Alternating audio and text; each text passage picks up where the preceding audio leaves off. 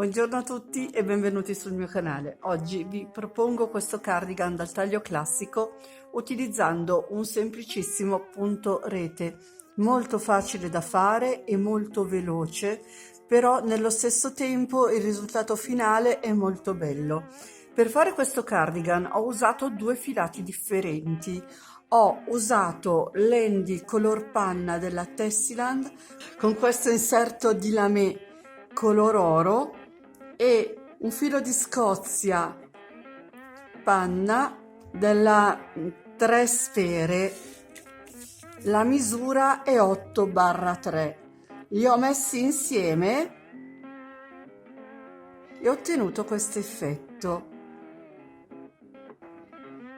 Un bel colore panna con ogni tanto questo luccichio del filo dorato che è dentro il Handy, e l'ho lavorato con l'uncinetto del numero 4.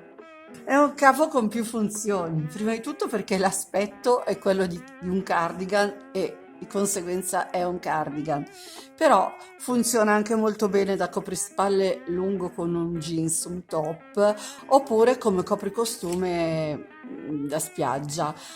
Si può giocare con le lunghezze, si può fare un po' più corto, si può fare molto lungo, è a piacimento.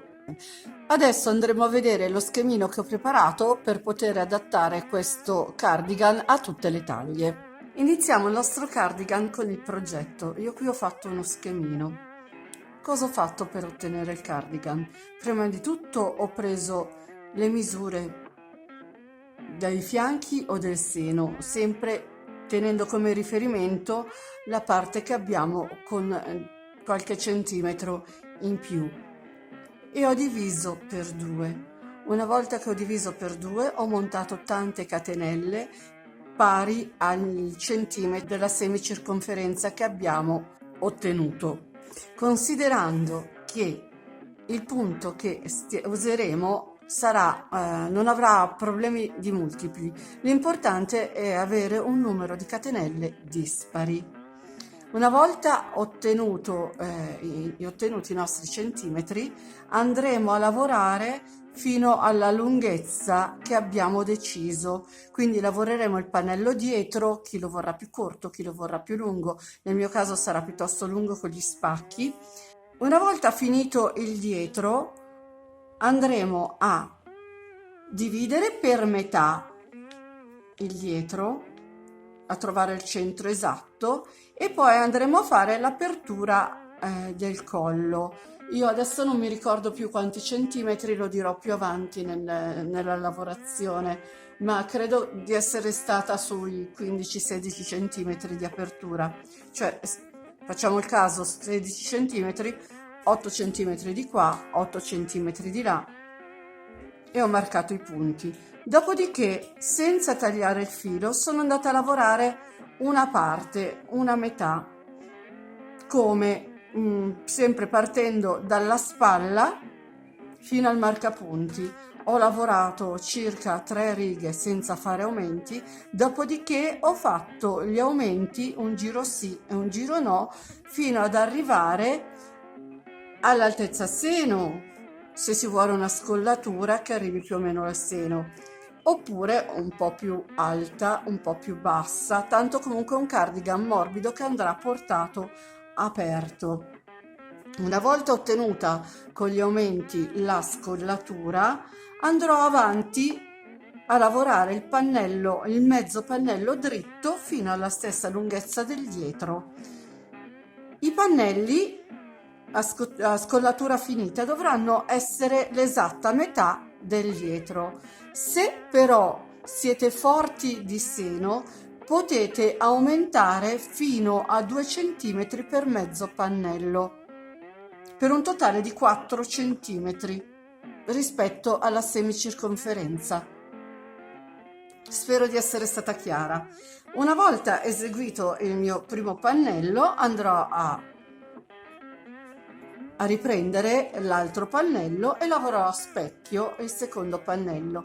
Dopodiché, sempre col lavoro aperto, prenderò la misura della circonferenza della manica e farò la manica. La manica io tenderò a farla un pochino larga, effetto a taglio kimono più o meno, però appunto è facoltativo. Anche la lunghezza è facoltativa, corta da gomito a gomito, a 3/4, lunga, in base a quello che volete fare. E questo è semplicemente lo schema. Il prospetto si può adattare a qualsiasi taglia e seguendo queste piccole istruzioni potete lavorare da una XS alla taglia più grande. Questo schemino ve lo metto a disposizione sulla mia pagina Facebook, che si chiama appunto come il canale Facciamo il Punto. Ora andiamo a vedere il lavoro, vi faccio vedere fin dove sono arrivata. Adesso faccio un campione del punto. Io ho montato 31 catenelle che sono appunto un numero dispari.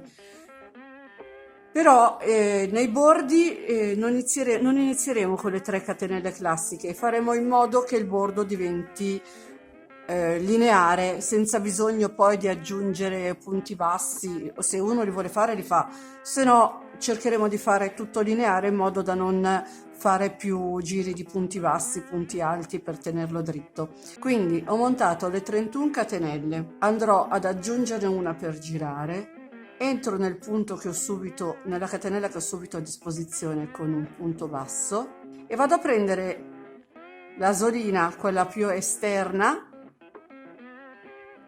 e faccio un altro punto basso. Ho un video su questo inizio giro, ve lo linkerò poi nel box informazioni. Quindi questi 2 punti bassi uno sopra l'altro saranno il primo punto alto dell'inizio della riga. Faccio una catenella di separazione, filo sull'uncinetto, salto una catenella di base e vado in quella successiva, faccio un punto alto. Di nuovo una catenella di separazione, ne salto una di base, vado in quella successiva con un altro punto alto e vado avanti così fino alla fine della riga. Quindi una catenella, ne salto una di base, entro in quella dopo e faccio un punto alto e di nuovo un'altra catenella, ne salto una di base, vado in quella dopo con un altro punto alto e arriviamo alla fine della riga in questa maniera. È semplicissimo. Finita la prima riga, giro il lavoro, entro subito nel punto alto, quello che ho subito sotto, faccio il punto basso, entro nella costina, quella esterna verso la sinistra, con un altro punto basso e così ho sostituito il mio primo punto alto. Faccio una catenella di separazione e vado a lavorare il punto alto. Faccio una catenella, salto quella di base, vado nel punto alto e lavoro, e lavoro il punto alto con un altro punto alto. Una catenella di separazione, filo sull'uncinetto, entro nel punto alto e faccio un punto alto. Catenella di separazione, vado nel punto alto e lo lavoro con un altro punto alto. Finiamo la nostra riga. E poi dopo ripartiamo con i 2 punti bassi uno sopra l'altro e via via un punto alto, una catenella di separazione, un altro punto alto sul punto alto. Il punto è tutto qua, è tutta questa sequenza. Ora sul bianco si vede poco, praticamente la sequenza sarà questa. Ho dovuto cambiare il fondo perché bianco su bianco non si vedeva niente. Allora, questo è il punto dove sono arrivata io. Ho già fatto il dietro, che è un pannello rettangolare, dopo alla fine vi dirò le misure, e ho fatto un davanti. Ho praticamente lavorato tutto il pannello partendo dal basso, sono arrivata alle spalle, ho preso la misura del centro, poi dopo ho deciso qual era la mia apertura per il collo e ho fatto 18 centimetri. Ho messo un marker 9 centimetri di qua e 9 centimetri di là. Non ho tagliato il filo, siccome ho finito con la spalla, cioè qui, sono andata avanti a lavorare. Ho lavorato per 3 righe senza nessun aumento. Dopodiché ho cominciato a fare gli aumenti. Ora, siccome questo pannello ho iniziato a lavorarlo dalla spalla, questo pannello dovrò iniziare a lavorarlo da qui per renderlo speculare. Quindi iniziamo. Ho fatto il nodino iniziale, ora entro dove c'è il marcapunti ed entro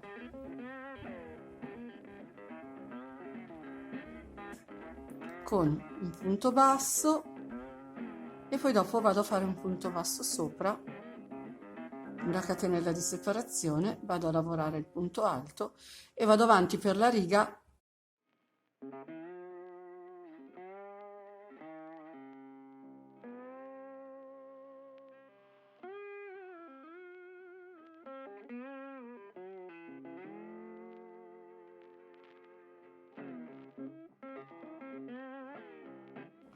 e sono arrivata alla fine della prima riga, quindi giro il lavoro, faccio un punto basso sopra l'altro, andranno a sostituire il primo punto alto e lavoro altre 2 righe così per un totale di 3. Finita la terza riga dovremo iniziare la quarta, che è la riga dell'aumento. L'aumento lo faremo però dove c'è lo scollo, quindi qui ci sarà la manica, non ci sarà nessun aumento, quindi iniziamo dritti, facciamo tutta la riga e l'aumento lo faremo alla fine. Quindi inizio con un punto basso su un punto basso, lavoro la riga, sono arrivata al penultimo punto, punto alto, catenella di separazione, filo sull'uncinetto, entro nell'ultimo punto dove dovrò fare l'aumento, che sarà molto semplice. Faccio il punto alto come di norma, una catenella di separazione, filo sull'uncinetto, rientro nello stesso punto e faccio un altro punto alto, così abbiamo ottenuto il nostro primo aumento. Ora giriamo il lavoro e lavoriamo i punti normalmente. Quindi il primo punto alto, che è sostituito dai 2 punti bassi, faccio una catenella di separazione e entro nel punto alto successivo con un punto alto, faccio un'altra catenella di separazione e via via. Io ho fatto una serie di 10 aumenti partendo dal primo, una riga sì e una riga no, fino ad arrivare alla mia scollatura ideale, che è di 28 centimetri. Ed ecco che ho finito anche le mie 2 metà davanti e questa è la chiusura, lo scollo e la chiusura. Ora dovremo andare a fare le maniche. Io una manichina l'ho già fatta, non l'ho fatta molto lunga e l'ho lasciata piuttosto ampia. Per fare le maniche non abbiamo nient'altro da fare che prendere la misura della circonferenza del braccio, dividerla per 2, andare a cercare la metà e marcare i 2 laterali. Praticamente io qui ho fatto praticamente io volevo una manica piuttosto ampia, quindi ho ottenuto come misura 40 cm. Sono andata a cercare la riga della spalla, l'ho marcata, ho fatto 20 cm di qua e 20 cm di là. Ovviamente quando parlo di centimetri, i centimetri devono essere giusti, però dobbiamo andare a contare i punti, perché alla fine quello che fa riferimento è sempre il numero dei punti, che devono essere uguali sia da una parte che dall'altra, sia una manica e anche l'altra. Una volta prese bene le misure vado a lavorare. Adesso tolgo il marcapunti perché non mi serve più, entro con l'uncinetto, entro nel punto proprio, faccio un punto basso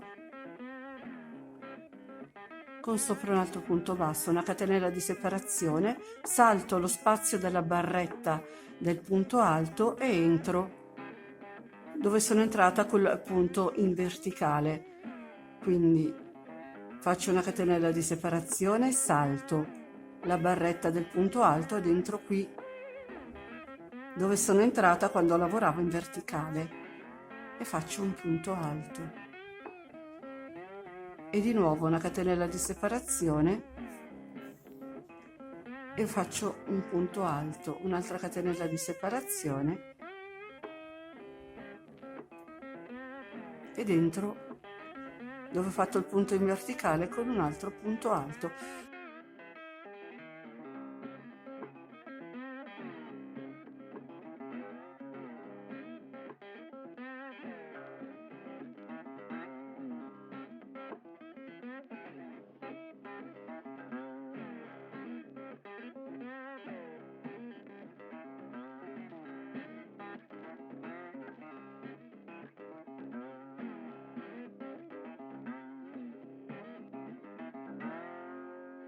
Sono arrivata alla spalla, tolgo il marcapunti e vado avanti a lavorare fino al prossimo marcapunti e continuerò così a righe di andata e ritorno fino alla lunghezza che abbiamo deciso di avere come manica. Ed ecco il lavoro finito. Adesso vi do un po' di misure. La larghezza del pannello dietro è di 55 cm circa, mentre la lunghezza è di 73 cm. La manica è di 18 cm. Ho usato meno di una rocca dell'Handy e circa 250 grammi dell'altro filo. Mentre per quel che riguarda lo schema lo metterò sulla mia pagina Facebook e sul mio nuovo blog, vi lascerò i link di tutte e due nel box informazioni. Come al solito vi ringrazio per essere stati con me e vi invito ad iscrivervi al mio canale se non l'avete ancora fatto e attivare poi la campanellina per essere sempre aggiornati su tutti i video che pubblico. Come ho detto prima, vi ricordo che sono anche su Facebook e ho anche un canale Telegram e i link ve li lascio sempre nel box informazioni. Ciao a tutti!